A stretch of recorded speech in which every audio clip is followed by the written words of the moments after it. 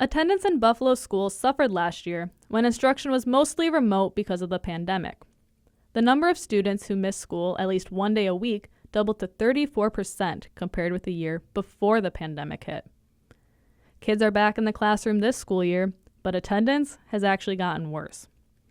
Students missing class at least one day a week has climbed to nearly 4 in 10. There are far fewer students, less than 2 in 10, who have satisfactory attendance rates, meaning they miss school no more than once a month. The problem? In a word, COVID. Illness has kept a lot of children out of school this year. So has the fear of catching it. It's a problem in schools across the country. Here in Buffalo, absenteeism is worst in the high schools. 2/3 of students at 3 of them, McKinley, East, and Emerson, are missing at least a day of school a week. No school in the city has a satisfactory attendance rate better than 48%. The number of reported COVID cases in Buffalo schools for the first half of the school year isn't huge, about 55 a day.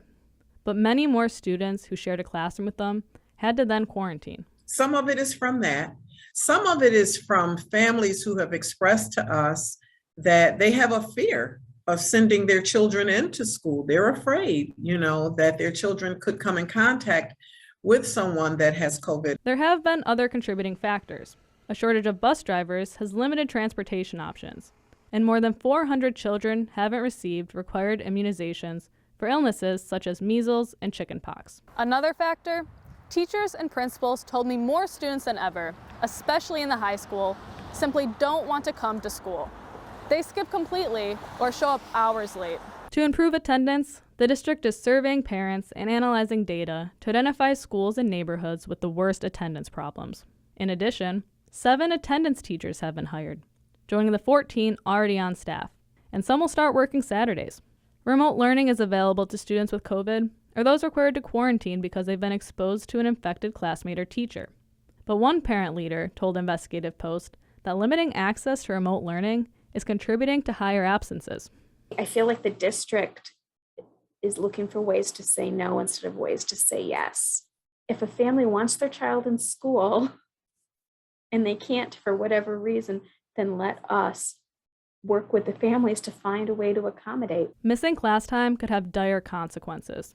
That's especially true in Buffalo, where 3/4 of students were already behind academically before the pandemic struck. District officials were hoping to help students catch up this year for what they missed out on last year. But that opportunity is being thwarted because of high absenteeism.